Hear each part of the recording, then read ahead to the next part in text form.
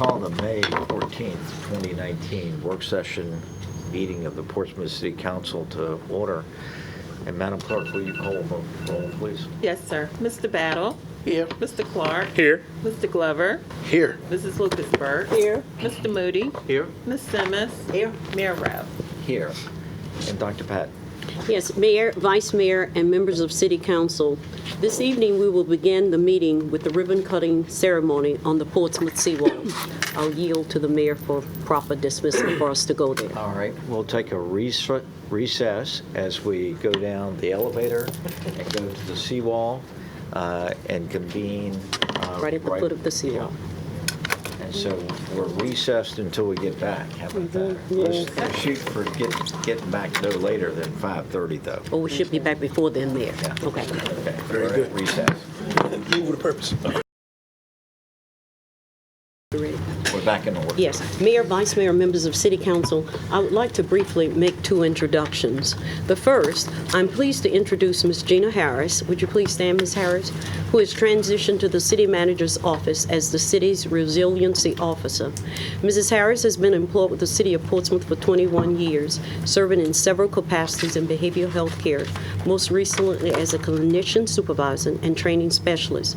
Early in Ms. Harris' career, she worked with Portsmouth Redevelopment and Housing Authority as Assistant Director of Resident Initiatives. Mrs. Harris holds a Bachelor of Science degree from Swarthmore College and a Master's of Science degree from the Virginia Commonwealth University. As the Resilience Officer, she will marshal the city's resilience strategy and coordinate with participating departments the implementation of high-priority resilience projects. Resilience is more than addressing sea level rise and flooding. First, as a municipal government, the day-to-day challenges consist of many systems to serve our citizens through municipal departments, agencies, corporate and business partnerships. As we look to the future challenges for municipal government, the Resilience Officer will be engaged in matters relating to workforce development, public transportation, endemic violence, health and wellness, Build One Portsmouth, the Poverty Task Force, the 2020 Census, and many more projects and initiatives. Please welcome Mrs. Gina Harris.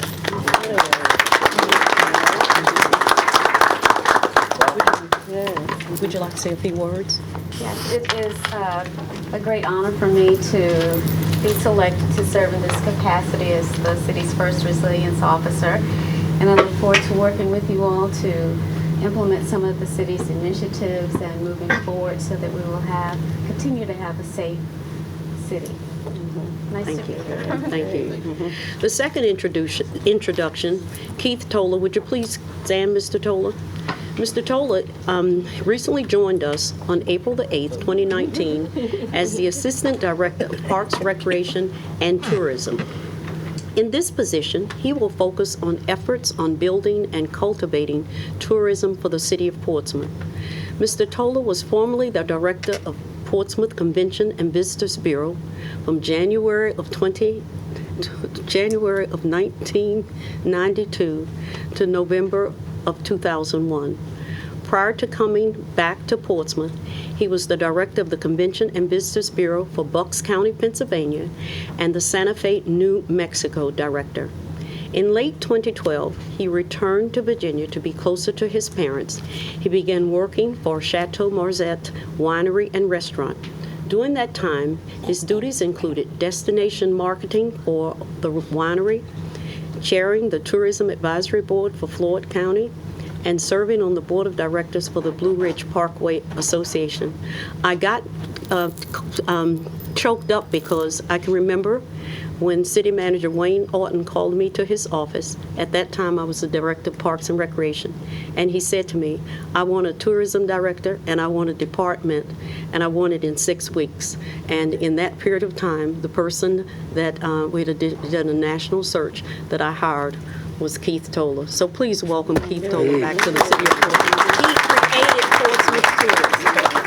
Thank you all very much. I'm really excited to be back in Portsmouth. Even the whole time I was gone for, 2001 until now, I would come back to Portsmouth at least once or twice a year, every year that I was gone. Portsmouth has always felt like home.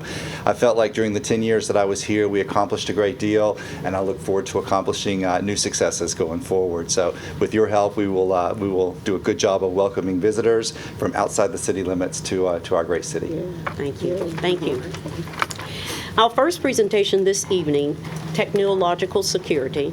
Mr. Daniel Jones, Chief Information Officer, will provide a non-specific overview of technological security threats and the constantly changing atmosphere of protecting digital assets. The second brief discussion will be the 2020 Census Count Committee.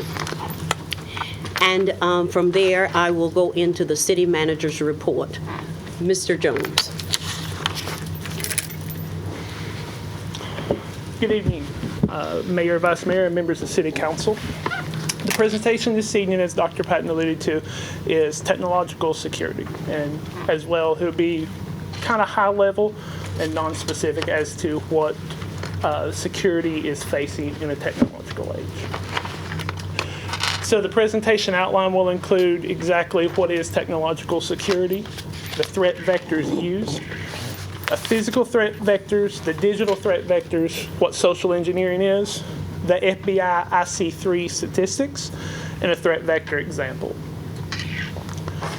So the first one, technological security defined, and I won't read through all this, but it's a process of implementing measures and systems, both physical and digital, designed to securely protect and safeguard information, which ranges from personal data, multimedia presentations, as well as utilizing various forms of technology developed to create, store, use, exchange, misuse, modification, destruction, disclosure, preserving the value, and confidentiality.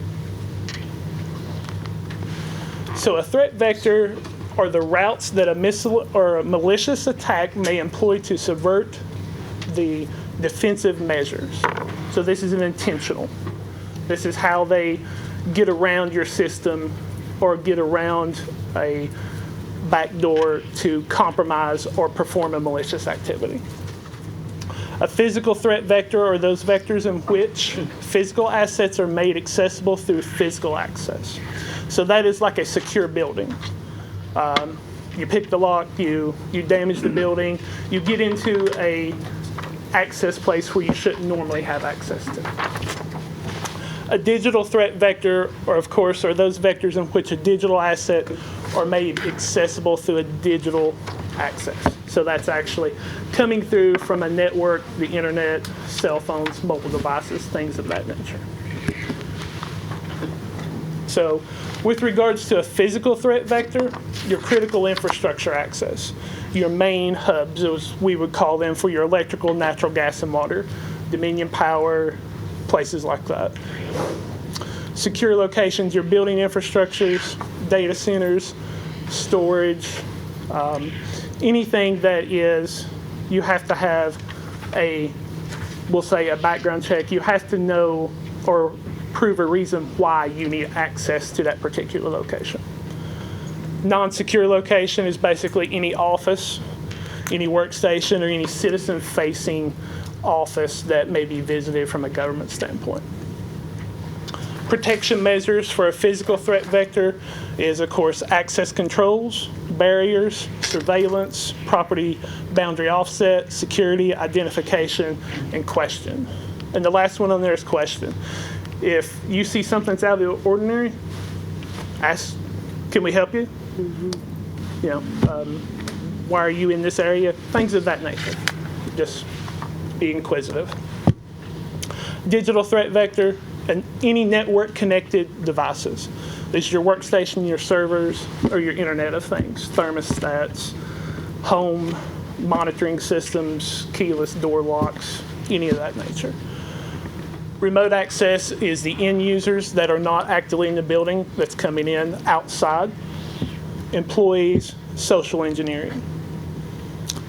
Now, some of the most used digital threat vectors today are your email and your messaging. And those types are fishing, vishing, smishing, spearfishing, and whaling. All right, tell us what each of those are. This is rhyme night. Can you describe Each of them, Yes. please. Phishing is an email attempt that looks legitimate but is fake or malicious in the intent.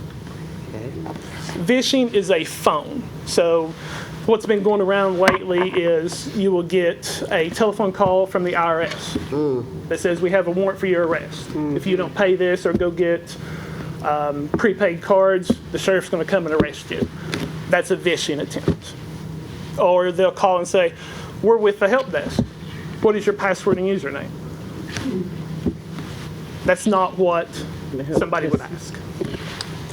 Smishing is text message. So you'll get a random text message from Bank of America, Wells Fargo, that says, your account's been locked. Click on this link. Oh, God. But you don't have an account with that bank. You don't have an account. Yeah. Or you may have it, Have it. but you know that the bank is not going to contact you through that means. Spear phishing is when they're going for a group of selected targets, medium to high value. So they're trying specifically somebody that has elevated permissions or that's in a executive or high level role to try to target them to get their credentials. And of course, whaling is the big fish. So that's, you're going after the presidents, the CEOs, positions of that nature. Those are intentional and direct. Also, your digital threat vectors are your web presence, your websites, your web applications, the information that's published, any internet-facing program or credentials or anything of that nature. And of course, mobile, smartphones, tablets, and free Wi-Fi. One thing to really watch out for is free Wi-Fi. If you're in, I'll just use Starbucks, for example. You pull up on your phone and it says, Starbucks free Wi-Fi. How do you know that that's the Starbucks Wi-Fi? You don't.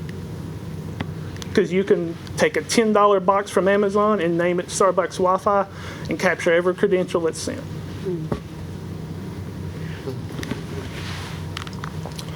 So, the social engineering. Social engineering is the context of information security, refers to the psychological manipulation of people into performing actions or divulging confidential information.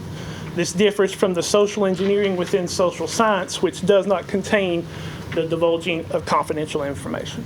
So the social engineering is gathering information regarding a particular person.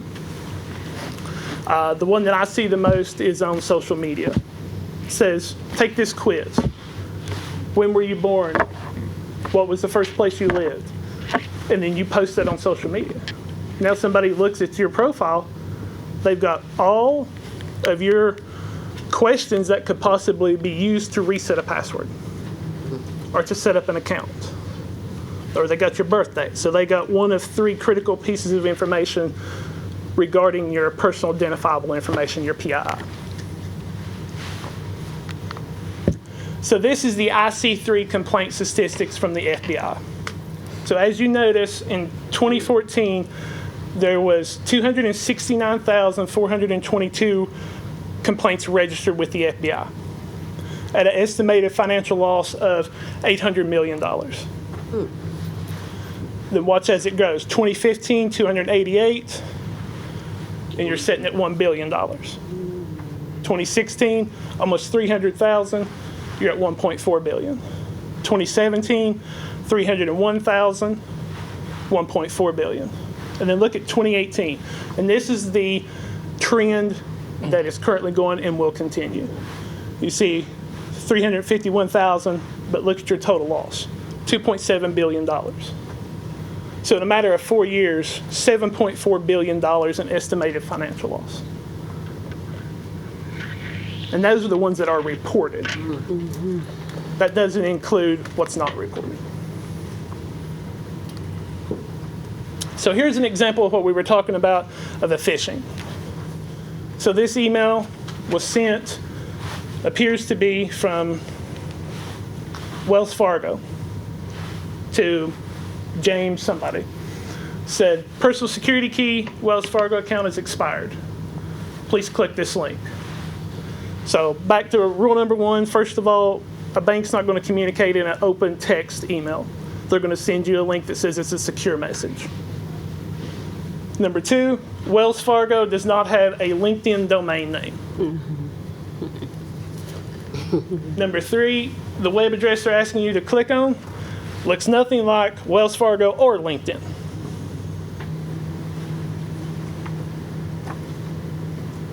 And then it says, of course, view Wells's LinkedIn profile. So why is LinkedIn and Wells Fargo talking about your security account key? And with that, I'll take any questions, but I'd also like to show you a live view. Now this is one of 3 live threat analysis maps. As you can see, since 12 a.m. Pacific Standard Time yesterday, there was 26 million attacks registered. And this is only about 3 hours old as far as the aggregation of the data. But you can see where the source originates from, where the target is. Then as you can see, what the attack is. Trojan viruses, phishings, trying to see some botnets. And those are going just back and forth. Anything that's open, they're trying to hit. But you'll notice, especially in the United States, where some of the targets are your big cities, financials, New York's, Chicago's, places like that. Of course, and Arlington being the data center role where most of the internet traverses through. And that's, like I said, that's just from, well, that's today since 12 a.m. Dr. Pat? Yes, Mayor, Vice Mayor, members of the council, Mr. Jones and I talked about this last week because if you've been following, the city of Baltimore has been, whatever the word is, twice in the last month. And this last time, which was last week, for them to get whatever unlocked or whatever, cost them $2.5 million. So this is real. And that particular is an episode of what we refer to as ransomware. So they'll put an encryption key on the system that would take you millions of years to crack. And they'll say, we can unlock your system for X number of dollars. But the truth is, even if you do pay the bounties over it, how do you know that they're not still there?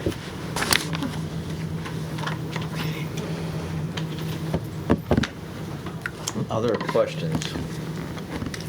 How often are the hackers like this found and prosecuted? I mean, what's They don't. The percentage is low compared to what it should be. Because being from a digital vector, it's hard to trace. Because what they'll do is they'll use several hosts in between. So they may start in the United States and then they'll bounce to 8 foreign countries and then come back. So it's like trying to chase something all the way around. And by then they've done covered, well, if they're any good, they've covered their tracks. That's not to say they don't get caught. But it's usually the bigger money ransom ones that do get, because then that gets the national attention, your Interpols and stuff like that, and you get a whole lot of agencies working on it.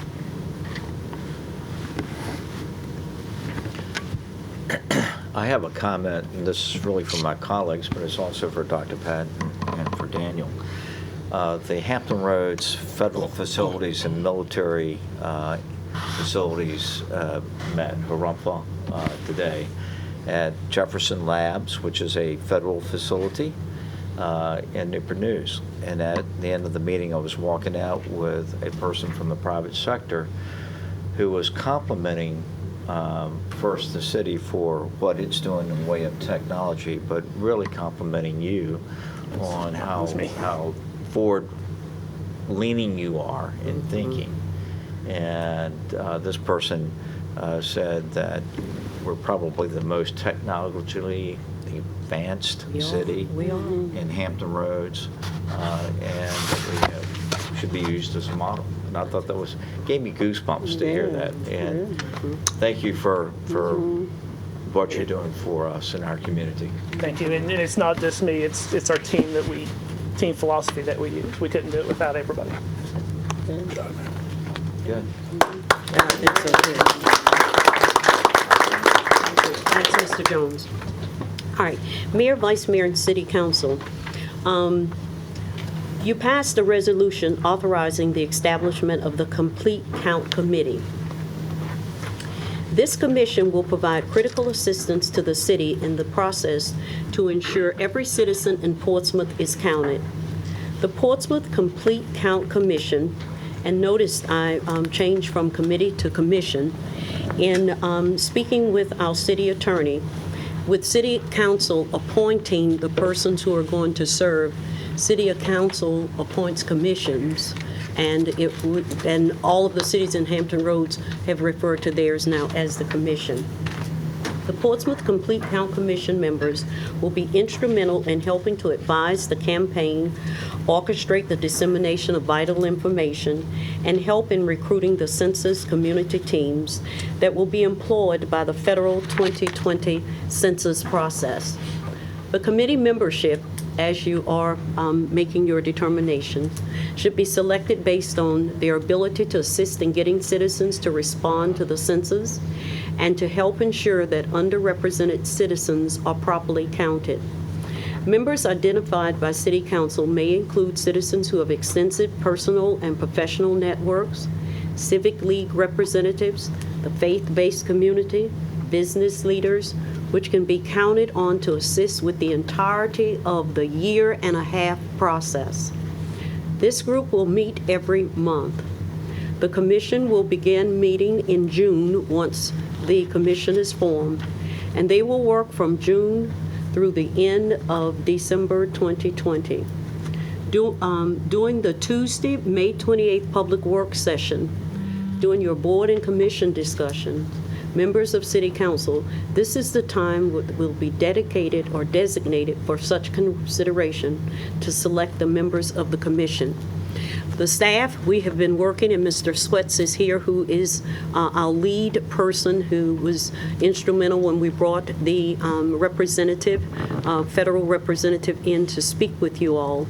They have provided for us a schedule, which we have set, that goes all the way through the end, and an outline for what the committee should focus on once they begin.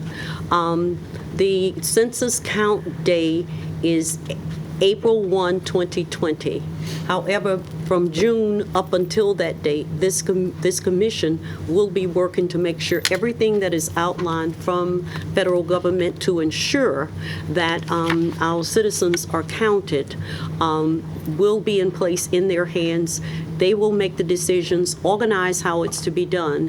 One of the things that, key topics and strategies, one of the least counted persons in this nation are people from 0 to 4, which that was very interesting to me, and that we've got to make sure in our city, every human breathing being is counted. It affects our state and federal allocations for monies that come into our cities. It impacts our schools. So with that said, I know that some of you had submitted to the city clerk your recommendations, and I'll yield to the mayor, and then he will share with you on the May 28th meeting how you would proceed. The resolution that we adopted, did it set a number up to? 21. 25. 25? 25. I Up thought to it was 25. Okay. Is 25 good? 21? What's your pleasure? 3, 6, 9, 12. 25. 25 is fine. We will make the appointments at our next meeting, the next Tuesday meeting, which is 2 weeks from today. So we Yes. need to get our names into Deborah Yes. over the next couple of weeks. I know that some of you have. And this is a working committee that the job is to take the fear out of the census, to make Yes. sure that people respond to it It's my understanding that this census is going to be the first one ever online, so that's Yes. going to make it even more challenging, I think, to get people to respond. Yes. So this committee is to make sure that the word gets out, do a lot of hand-holding, a lot of taking the message to every neighborhood in our city. Any discussion? Okay, names to Deborah, and we'll make the appointment on the 25th. Okay. I mean, 28th. 28th, Tuesday, the 28th. We do not meet on the 27th. Okay, so we only have one meeting. Yes. All right. Next time. Mr.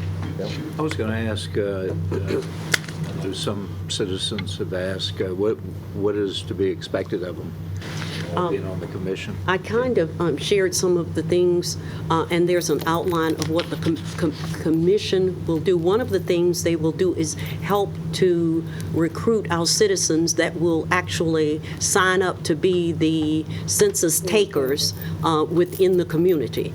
And that's all online, how people can apply, and people are applying right now to become census takers. They will be paid through federal government. And we want to get as many census takers as we possibly can. And they will be the ones who are canvassing the neighborhood. But the group will help with, and staff, city staff will be working with them on launching a campaign for advertising, the city's campaign. Mr. Pace and his team will be working with that. We will also, they will be hosting different meetings within, and they will have subgroups that they will form from their big committee that will go out to civic leagues and let them know the importance, deal with the faith-based community. So it's a full outline, and Mr. Sweats is spearheading it for us of what this committee will be doing. But actually, they will not be the ones who, some may choose to be the door-to-doors, but the door-to-doors will be those persons who we recruit and are part of the census taking process. And I know some have inquired about jobs, and those, and a good description is online at Yes. 2020census.gov/jobs. It's a real comprehensive website. We'll get Mr. Pace to get something out early. If it's not already on our site, that might be a good Get it on there. good thing to make prominent. You want to repeat that? Yeah, that's 2020census.gov/jobs. Okay, we've got it. We'll move on now. And I did want to add one thing to that. I noticed on our comprehensive plan, the One Portsmouth plan, we talked about having a Civic League Summit. And I don't know what that looks like, a Civic League Summit, but this might be a good opportunity to consider a Civic League Summit where we could bring all the Civic League presidents together in order to promote this effort for the Complete Count Committee. So, just an idea. Good idea. Any other comments? Good. Already talked about it? All right, Mayor, that completes my presentations, but I will start with the city manager's report for tonight. Okay. Tonight, members of council, the city manager's report is exclusively the proposed FY 2020 operating budget and capital improvement program. The CMRs includes 9 ordinances to appropriate the total sum of $723,497,793 for the operation of city government for FY 2020 for the operating budget, the general capital improvement fund, the public utilities capital improvement fund, the parking authority capital improvement fund, and the Portsmouth Public Schools operating budget. Also included is the resolution for your approval of the Community Planning and Development 2020 Annual Action Plan, the Portsmouth Public Schools PPS Ordinance, and the City Operating Budget Ordinance.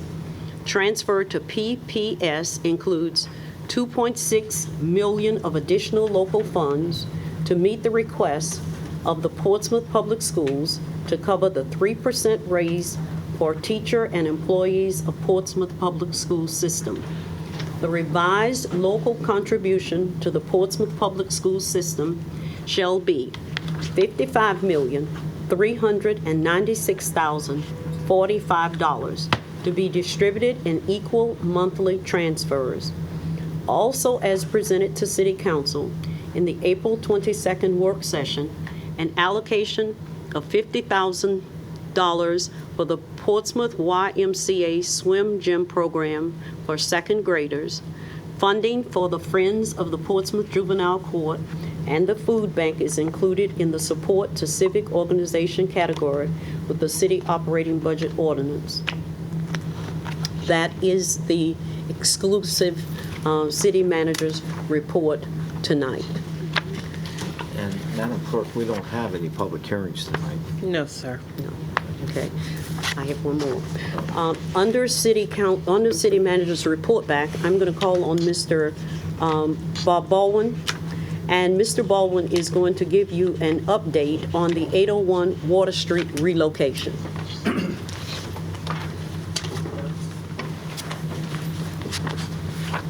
This relocation includes the police administration and the sheriff's office, pretrial services, and the community correction office. Thank you, Dr. Patton. Good evening, Mayor Rowe, Vice Mayor Lucas Burke, members of council. I'll give you kind of a brief update on the situation, the building behind us at 801 Water Street, building we're all familiar with. Purpose of the briefing tonight, a couple things. We're going to describe our recent plumbing failure that we had over there Wednesday, the May 1st. We want to identify the actions we're taking in response to that, and we'll address any questions or concerns council may have as we go on, as far as that goes. Just a little bit of history. If you go back to March, there was a significant leak identified in the building that was actually repaired at that time. It's identified that a lot of the plumbing facilities in the building were obviously old and in pretty poor shape. And at that time, the city manager directed staff to start putting together a plan, a process to be ready to relocate people out of the building. Really a fortuitous decision right there to help us move forward in finding locations in the event we need to do a quick change of location out of the building. We had what we'll call receiving locations, place where staff was sent. They've been placed in a number of locations. A couple of the major ones, 206 High Street, which is the former Sports Hall of Fame building, and a 1701 High Street, which is a social services building. So 7 o'clock on Wednesday the 1st, as I was leaving the building, and these are my photographs actually, alerted by the Ed Williams Public Works Department. There was a leak occurring at the building behind us. He had called in for the Public Works Department staff to come in and check it out, but this is what was going on in the parking garage just a little bit before 7 o'clock on the 1st. And so we started looking around trying to figure out, you can see water coming off the pipes on the ceiling and trying to figure out what was going on. And as we got into the building, as we moved across there, we had been joined by Erin Tremere, the city's public utilities director, who was actually leaving the building right behind me, and she stopped. Actually called in public utility staff to shut the water off to the building. And as they were coming in, we went in to take a look, try to find what was, the source of the leak. This is as we're moving up through the different floors of the building. And then this is the third floor bathroom. You see the water coming out of the bathroom there.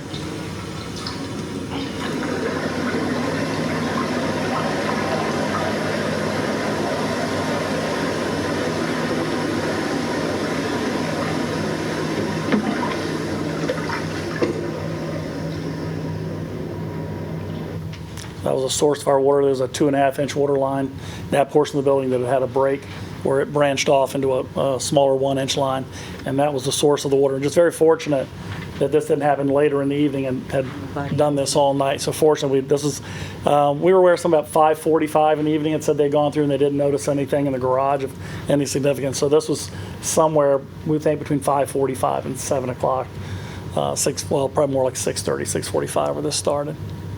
From that point, the next morning, Mr. Khalil, Public Works Department, had Servpro come out of the building. We immediately began the process of drying the building out once the water was shut off. Mentioned we also turned the power off. Same time the water was shut off, power shut off to the building. Next morning, we had Servpro on site drying the building out. We also had Otis Elevators come out on site, and they disconnected the elevators to try to keep the elevators from being ruined if you turn the power back on and they were wet or saturated. So that all happened right off the bat on May the 2nd. This was not too long after 8 o'clock. It might have been about 9 or 10 o'clock in the morning on Thursday. And so then we began the process that we had mentioned. We had already been in the process of finding some additional locations. This is actually in the Social Services Building, a previously identified location for Sheriff's Department staff. And as luck would have it, or good timing, however you want to look at it, this installation of all these new cubicles was finished at noon on the next day. So the day of the flooding was May 1st. By the next day, the cubicles were ready to go, and began the process of moving the Sheriff's Department staff in there. And they actually moved out on Saturday. And so this place was there on Saturday. We did have the IT department came in Monday and Tuesday the following week and got them back up in operation. So they had a very short amount of time they were out of service. Also started moving the police department, the police chief, and the administrative team. This is the second floor of Sports Hall of Fame building. And as we had mentioned, we had been working with the police department on a relocation up there until such time as the future public safety building is constructed. This is some of the office space that was already set up. So you can see by May the 4th, we actually had the Total Business Solutions out on the Saturday morning, putting up temporary partitions to set up office space. Public Works Department cleaned the building, shampooed the carpet, did a number of things to get the police in there. Also mentioned on the Friday before after the event, the voting machines out of 801 Water Street were also relocated. There had been a place that had been constructed for them by the Public Works Department that had been underway. That was also finished that same Thursday.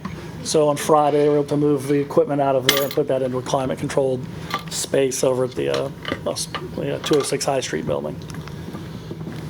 So at this point, everyone's out of the building. Everyone's been relocated. Next steps we have, we're going to finish. There's what's remaining in the building. There's some furniture that was left behind that was not necessary. So we'll go through identifying what might be used by other city departments that the police don't need. Everyone else, the sheriffs, where they've gotten out all of what they needed out of the building. Because we were already taking a look at moving the police over in that second floor of 206 High Street, there was already, we actually had a meeting while we were over there on that Thursday with the architect, working on the final plans. Those are actually getting ready to go out for bid, as it noted right here. And then they'll come back in and we'll do while we put in temporary partitions and move the police in there, this will be the finishing out of that space for them to occupy as long as they're in that building until an alternate location. As we mentioned, that is getting ready to go to bid. It's being under review by the building official, and we were pretty close to being able to get that out for bid so we can construct that. Be glad to answer any questions you may have. Questions? Okay. Thank you. Finish. Sure. We have council liaison reports next, Thank you, and Ms. I'll start with Elizabeth.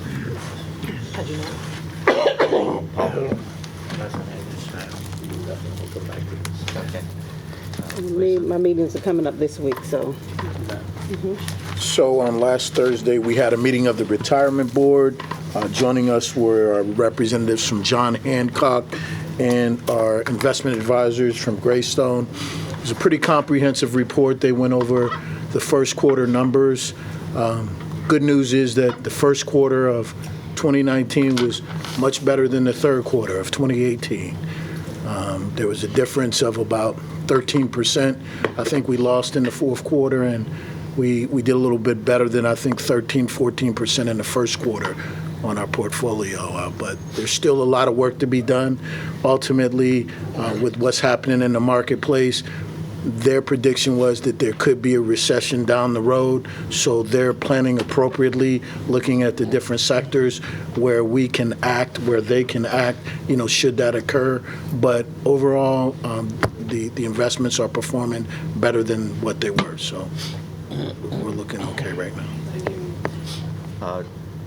My report is that there was a policy meeting that took place today on the joint land use study that's being funded by the Department of Defense. As you know, the city manager has briefed us that the planning district would spearhead, coordinate a study of military facilities in Portsmouth and Chesapeake is called a joint land use study. This is a $600,000 plus grant that the Department of Defense is funding. It's being staffed by a consulting team that's multifaceted. They'll look at things outside the fence, to use the vernacular of DOD. They'll look at land uses, they'll look at stormwater, they'll look at flooding, they'll look at transportation, they'll look at transit. So they have two committees, a policy committee, and then a technical committee that's populated with the appropriate technical folks. They plan to do a series of stakeholder interviews, which includes you all. And most likely, they'll do it in pairs. So if you get a call from the planning district setting up the meeting, please cooperate and take that interview. Dr. Patton, you were there. Would you like to add anything? No, I think the mayor covered it. Planning and our city team have been working on this initiative for actually about 2 years, and now we're at the point that we're ready to move forward. The grant is in place. Mayor West was there from Chesapeake, representatives from both Portsmouth.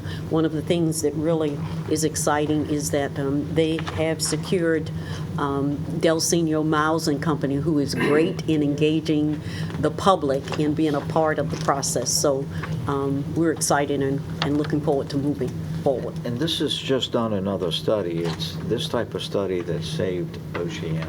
That's exactly right. The purpose is to identify any threat to the mission of our military that could impact them in a way that they might have to downsize or move from our two cities. 90% of the facilities, of course, are in Portsmouth, so most of the study will be in Portsmouth. As you know, the Coast Guard is not part of DOD. It's part of Homeland Security, but we decided today to bring them to the table because it's really important that their mission not be threatened by any of those issues that happen outside the fence. Any other reports? Bill? Mayor, our retired police and retired association is requesting a $600 stipend to be paid no later than August the 31st to all recipients of the police and retired firefighters, as well as the supplemental retirement system. As we know, in this budget, most of the groups are being taken care of with salary increases. Our retirees, there's nothing in the budget for our retirees except for the HRA. The approximate number of recipients in both systems is 1,025, and that estimated cost would be $615,000. Now, the question of a funding source would be predicated on surplus being realized in the current budget ending June the 30th. So I'm asking for a consensus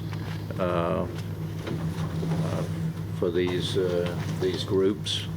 I think they performed admirably during their tenure here at the city. They're gone, but they're certainly not forgotten. I don't think forgotten from anybody in this room. And some of them, when they retired, the circumstances on retirements then were a lot less favorable than they are now. So predicated on that, I would like to see if we have a consensus to make that happen. Bill, is one of your conditions is the money's got to be there at the end of the year? Is that? Preferably the end of August. That certainly is, that's their wish. Obviously, a lot depends on when we know what that surplus will be. So that's that wouldn't be a deal breaker to say. I'm just repeating what they would like. And hopefully, with that said, hopefully we'll have that number sooner than we did last year.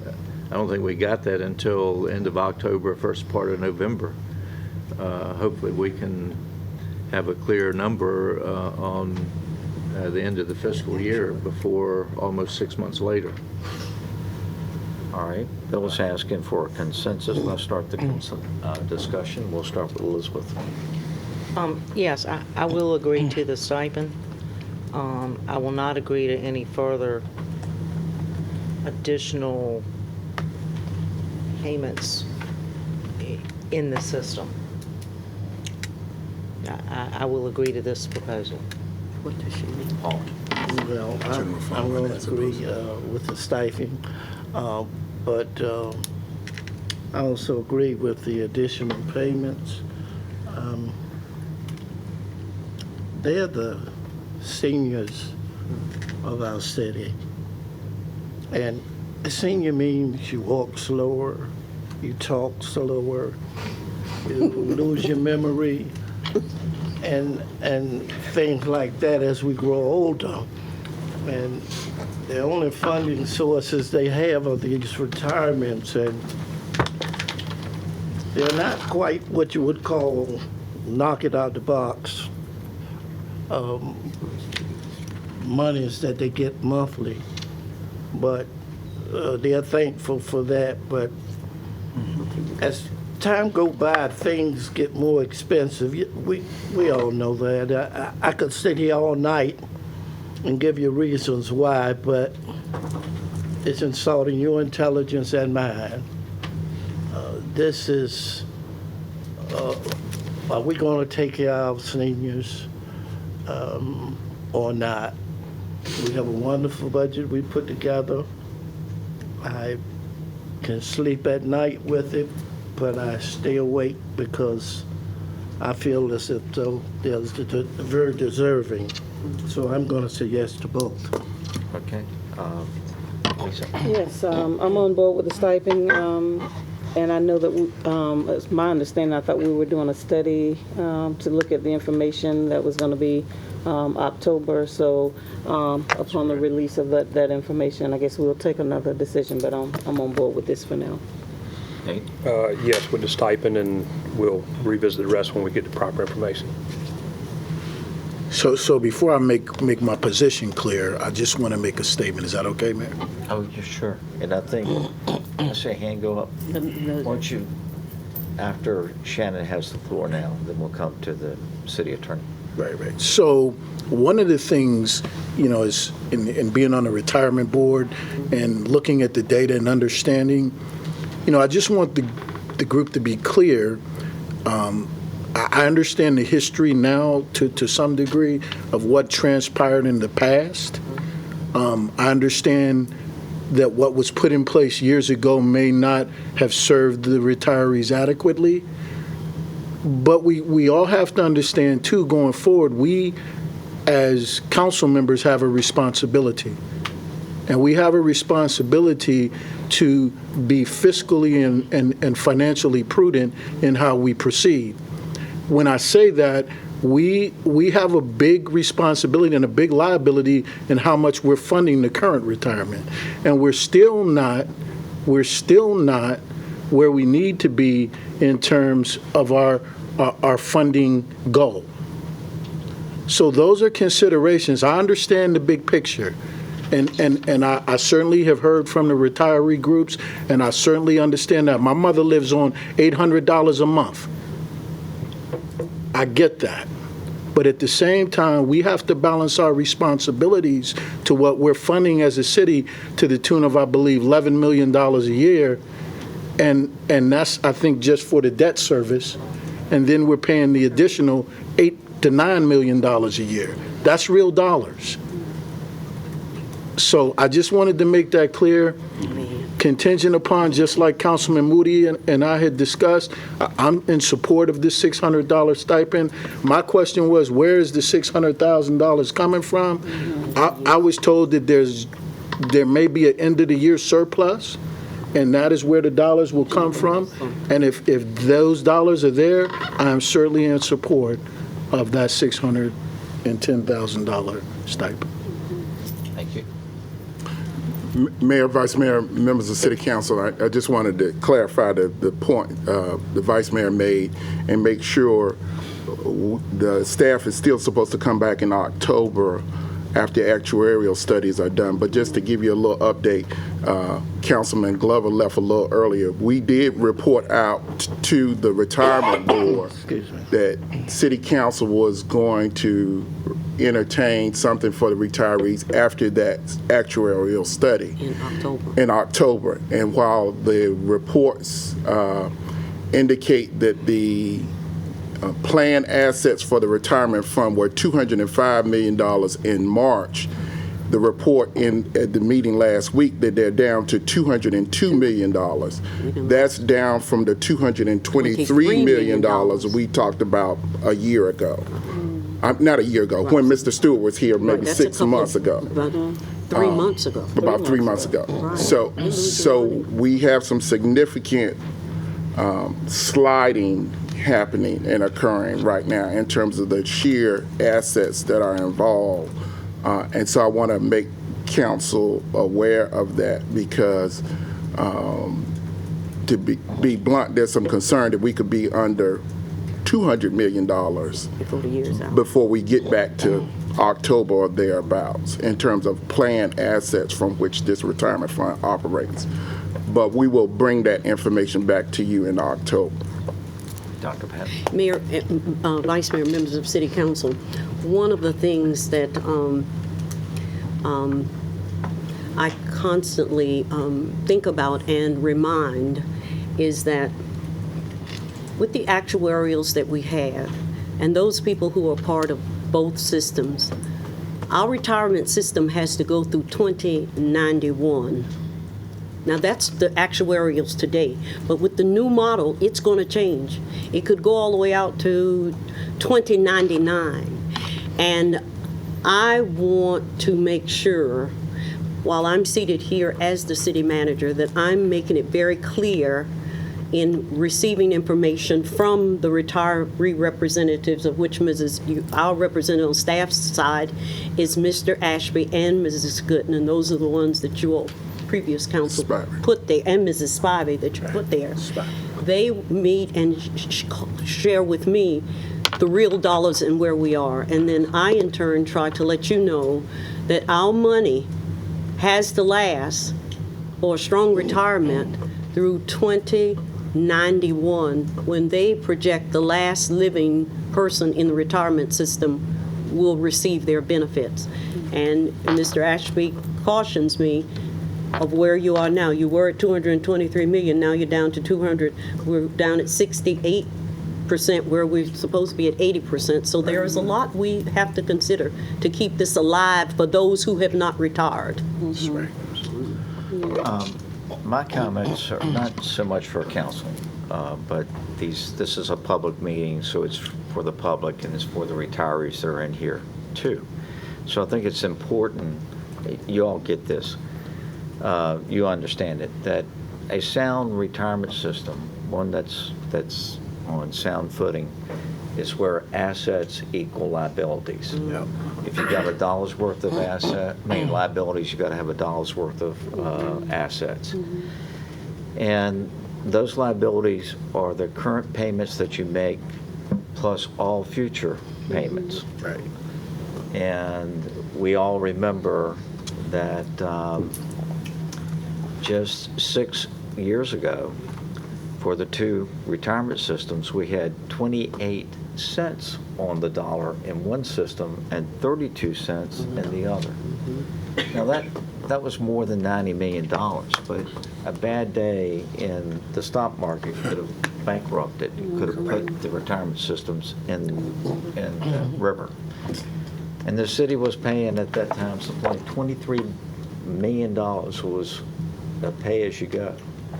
That's when the city jump-started by taking that 23 and using part of it for debt service to bring the assets from 32 cents and 28 cents to 80 cents. But we have become a victim more liabilities being placed on the system since then, and some bad quarters in the stock market. Absolutely. We all know how bad the last quarter of calendar year 2019 was. I mean, it made that year a -4 to 5% year. My concern is that we don't add additional liability that's unfunded. And my question to Dr. Patton and to Solomon is whether or not this action would be viewed as increasing our unfunded liability. Number one. Number two, and this is to my colleagues now, some of you said yes only to the stipend and not to the $100 going forward. Some of you said yes to both.